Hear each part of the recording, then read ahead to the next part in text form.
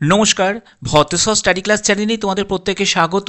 তোমাদের জন্য দারুণ সুখবর, জল দপ্তরে ক্লার্ক পোস্টে নিয়োগ করা হচ্ছে এবং যে পোস্টগুলো নিয়োগ করা হচ্ছে সেগুলো সম্পূর্ণ পার্মানেন্ট পোস্টে নিয়োগ করা হচ্ছে, সরকারিভাবে এই নিয়োগটি করা হচ্ছে।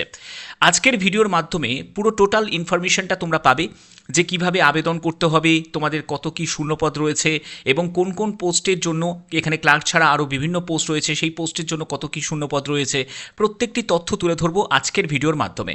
তোমরা যে কোনো জেলা থেকে আবেদন করতে পারবে, যে কোনো রাজ্য থেকে আবেদন করতে পারবে, কারণ এই যে নিয়োগ, এটা সম্পূর্ণ অল ইন্ডিয়া ক্যান্ডিডেট অ্যাপ্লাই করতে পারে। ঠিক আছে, তো চলো, তো আমি একদম পিডিএফে চলে যাচ্ছি, সেখান থেকে সম্পূর্ণ তোমাদের ডেসক্রাইব করব। তো দেখতে পাচ্ছ ওয়াটার ডিপার্টমেন্ট রিক্রুটমেন্ট 2026, যেখানে টোটাল শূন্যপদ হচ্ছে 5726টি। এখানে তোমাদের ক্লার্ক পোস্টও রয়েছে, এছাড়া তোমাদের আদার্স বিভিন্ন পোস্ট রয়েছে, যেমন জেই পোস্ট রয়েছে, আদার্স আরও অন্যান্য পোস্টও রয়েছে, স্টেনোগ্রাফার পোস্ট রয়েছে, বিভিন্ন পোস্ট রয়েছে। আমি এক এক করে সম্পূর্ণ পোস্টের ডিটেলসটা বলবো। তোমরা যেটা করবে, অবশ্যই কিন্তু তোমরা তোমাদের জেলার নামটা অবশ্যই প্রত্যেকে কমেন্টে জানাবে, কারণ এখানে একটি গুরুত্বপূর্ণ ব্যাপার হচ্ছে যে তোমরা প্রত্যেকটি জেলা থেকে আবেদন করতে পারবে, মানে যারা ওয়েস্ট বেঙ্গলের 23 জেলা থেকেই কিন্তু আবেদন করা যাবে। তো অবশ্যই তোমার জেলার নামটা প্রত্যেকে কমেন্টে জানাবে। ঠিক আছে, চলো। তো এখানে দেখতে পাচ্ছ একটি ওভারভিউ দেওয়া হয়েছে এনডব্লিউডিএ অর্থাৎ ন্যাশনাল ওয়াটার ডেভেলপমেন্টের তরফ থেকে, এবং তোমাদের বিভিন্ন পোস্ট আছে, জেই আছে, আপার ডিভিশন ক্লার্ক আছে, লোয়ার ডিভিশন ক্লার্ক আছে, জুনিয়র অ্যাকাউন্টস অফিসার আছে, ড্রাফটসম্যান আছে, টোটাল শূন্যপদ 5726। আবেদন করতে হবে সম্পূর্ণ অনলাইন মোডেই, তোমাদের আবেদন করতে হবে। অল ইন্ডিয়া ক্যান্ডিডেট অ্যাপ্লাই করতে পারে, অফিসিয়াল ওয়েবসাইটে তোমরা দেখতে পাচ্ছ, তার মাধ্যমে ভিজিট করে আবেদন করতে হবে। এখানে তোমাদের কি কি বলা হয়েছে আমি এক এক করে তোমাদের এখানে বলে দিই। দেখো, তোমরা দেখতেই পাচ্ছ ন্যাশনাল ওয়াটার ডেভেলপমেন্ট এজেন্সি, যেখানে junior engineer, junior accounts, draughtsman, তারপরে হচ্ছে তোমার আপার ডিভিশন ক্লার্ক, স্টেনোগ্রাফার এবং লোয়ার ডিভিশন ক্লার্কে সম্পূর্ণ পার্মানেন্টভাবে এই নিয়োগটি করা হচ্ছে। তো এই পার্মানেন্ট নিয়োগের জন্য তোমাদের যে টোটাল শূন্যপদ সেটা হলো 5726টি, এবং আবেদন করতে হবে অনলাইন মোডে আবেদন করতে হবে। এখানে তোমাদের এজ লিমিট কি প্রয়োজন, দেখো এজ হচ্ছে 18 থেকে 27 বছর হচ্ছে নর্মালি, কারণ তোমরা জানো যে সেন্ট্রাল গভর্নমেন্টের বিভিন্ন পোস্ট আছে যেখানে তোমাদের 18 থেকে 27 বছর দরকার হয়, কিন্তু তুমি যদি অফিসার লেভেলের পোস্টে অ্যাপ্লাই করো সেখানে 21 থেকে 30 বছর। এখানে এজ রিল্যাক্সেশন রয়েছে, এসসি এসটি যারা ক্যান্ডিডেট তারা বয়সে 5 বছর, আর ওবিসি যারা ক্যান্ডিডেট তারা বয়সে 3 বছর রিল্যাক্সেশন পেয়ে যাবে। ওকে, এছাড়া যারা ফিজিক্যাল হ্যান্ডিক্যাপ্ট, আমি তাদের উদ্দেশ্য বলছি, তোমরাও কিন্তু এখানে আবেদন করতে পারবে। তোমাদের যেরকম গভর্নমেন্ট রুলস অনুযায়ী রিল্যাক্সেশন রয়েছে সেরকম তোমরা রিল্যাক্সেশন পাবে। পরবর্তী হচ্ছে যে তোমাদের এখানে এডুকেশন কোয়ালিফিকেশান কি, কোন পোস্টের জন্য কি প্রয়োজন। দেখো এখানে তোমাদের কোন পোস্টের জন্য কি ভ্যাকেন্সি রয়েছে, ভ্যাকেন্সিগুলোও এখানে ক্লিয়ার করা রয়েছে। যেমন হচ্ছে জুনিয়র ইঞ্জিনিয়ার সিভিল, এই পোস্টের জন্য 130টি মতো শূন্যপদ। ডিপ্লোমা সিভিল ইঞ্জিনিয়ারিংয়ে যারা পলিটেকনিক ডিপ্লোমা করেছো তারা অ্যাপ্লাই করতে পারবে। এছাড়া তোমার যদি বিটেক করা থাকে তাহলেও অ্যাপ্লাই করা যাবে। তারপরে জেএও অর্থাৎ জুনিয়র অ্যাকাউন্টস অফিসার, এই পোস্টের জন্য 86টি হচ্ছে টোটাল শূন্যপদ, যেখানে বিকম পাস সঙ্গে 3 বছরের অভিজ্ঞতা। তারপরে ড্রাফটসম্যান গ্রেড 3 পোস্ট, সেখানে আইটিআই যদি তোমার ড্রাফটসম্যানশিপ নিয়ে করা থাকে আবেদন করতে পারবে, 368 হচ্ছে টোটাল শূন্যপদ। আপার ডিভিশন ক্লার্কের জন্য 1697টি শূন্যপদ, যে কোনো শাখায় গ্র্যাজুয়েশন, অর্থাৎ আর্টস নিয়ে হোক, সায়েন্স নিয়ে হোক বা কমার্স নিয়ে হোক, গ্র্যাজুয়েট হলেই অ্যাপ্লাই করা যাবে। স্টেনোগ্রাফার পোস্টের জন্য 1389টি শূন্যপদ, উচ্চ মাধ্যমিক সঙ্গে স্টেনোগ্রাফি ব্যাপারে তোমাদের নলেজ থাকতে হবে। এরপরে হচ্ছে লোয়ার ডিভিশন ক্লার্ক, সেখানে 2056টি হচ্ছে টোটাল শূন্যপদ, উচ্চ মাধ্যমিক সঙ্গে তোমাদের টাইপিং স্পিড থাকতে হবে। দেখো টাইপিং স্পিডের ক্ষেত্রে বলে রাখি, ঘাবড়ানোর কিছু নেই। তুমি যদি ইংলিশে টাইপ করো তাহলে 35টি শব্দ প্রতি মিনিটে তোমাকে টাইপ করতে হবে। ঠিক আছে, প্রতি মিনিটে তোমাকে টাইপ করতে হবে।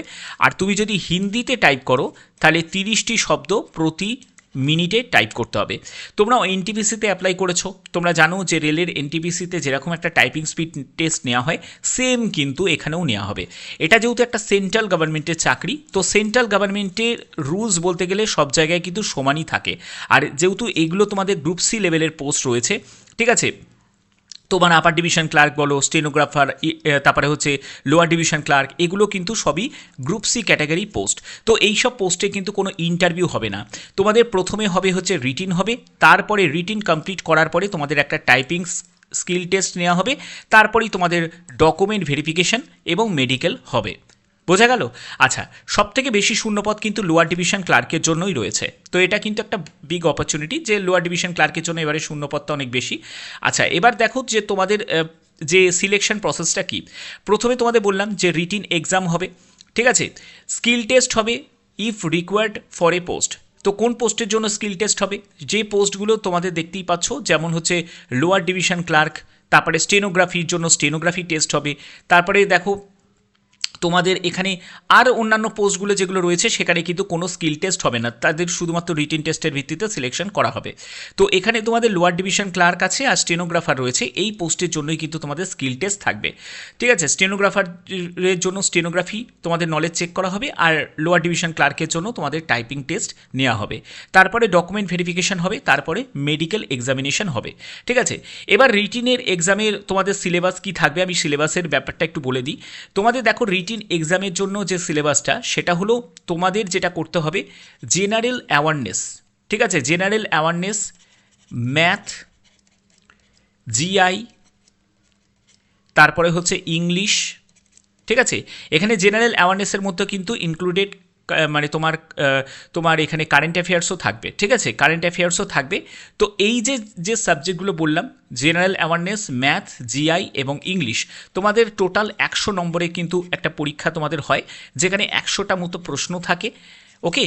তো এটা তোমাদের আমি ক্লারিক্যাল পোস্টের জন্যই আমি তোমাদের বলছি, যেহেতু ক্লারিক্যাল পোস্টের জন্য অনেকেই এলিজিবল, যেহেতু সেখানে উচ্চ মাধ্যমিক শুধু সিম্পল উচ্চ মাধ্যমিক পাশ হলেই অ্যাপ্লাই করা যাবে, যে কোনো শাখায় উচ্চ মাধ্যমিক পাশ হলেই অ্যাপ্লাই করা যাবে, ঠিক আছে? তো এই হচ্ছে মোটামুটি তোমাদের সিলেবাস থাকবে। এবার হচ্ছে যে তোমাদের কী কী ডকুমেন্টস রিকোয়ার্ড রয়েছে। আবেদন করতে গেলে যেহেতু তোমাদের অনলাইন আবেদন করতে হবে, ঠিক আছে? অনলাইন আবেদন করতে হবে, তার জন্য তোমাদের কিছু ইম্পর্টেন্ট ডকুমেন্ট রয়েছে, যে এখানে তোমাদের এডুকেশন কোয়ালিফিকেশান সার্টিফিকেট, অর্থাৎ তুমি যে পোস্টে অ্যাপ্লাই করছো, যদি এলডিসি পোস্টের জন্য আবেদন করো তাহলে তোমাকে উচ্চ মাধ্যমিকের তোমার সার্টিফিকেট তোমার লাগবে, ঠিক আছে? তুমি যদি ইউডিসি পোস্টের জন্য মানে আপার ডিভিশন ক্লার্কের জন্য আবেদন করো তাহলে তোমাদের গ্র্যাজুয়েশন সার্টিফিকেট লাগবে। তো যে পোস্টে অ্যাপ্লাই করছো সেই পোস্টের রিগার্ডিং যে সার্টিফিকেট সেটা তোমাদের লাগবে। তারপরে হচ্ছে তোমাদের এখানে দেখো গভর্নমেন্ট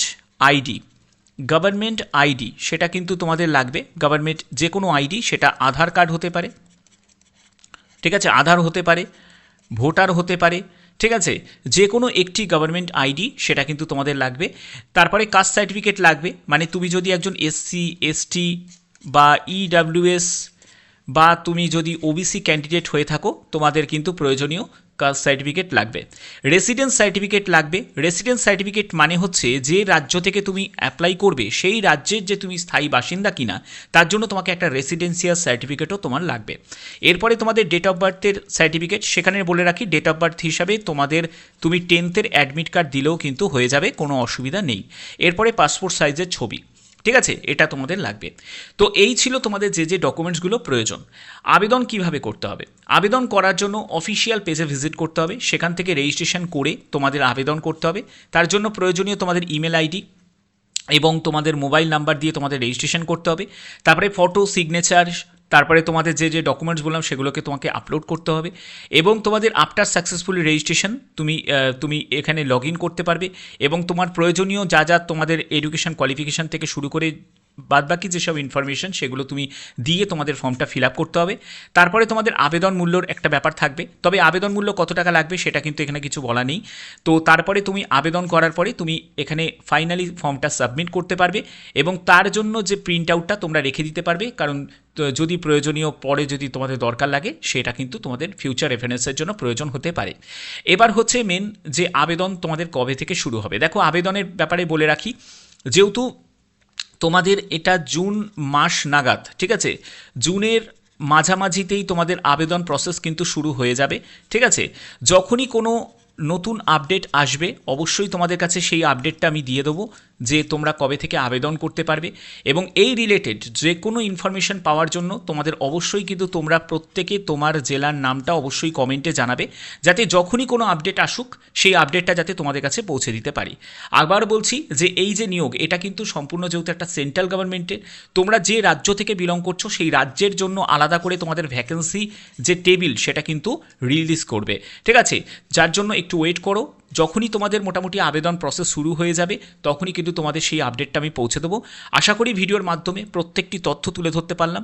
যদি ভিডিওটা ভালো লাগে অতি অবশ্যই ভিডিওটাতে একটি লাইক করে দিও, চ্যানেলটিকে সাবস্ক্রাইব করে বেল আইকনটাকে অল করে রেখো এবং যখনই কোনো নতুন আপডেট আসার জন্য তোমাদের অবশ্যই চ্যানেলটির পাশে থাকতে হবে। এখনের মতো এটুকুই, ধন্যবাদ।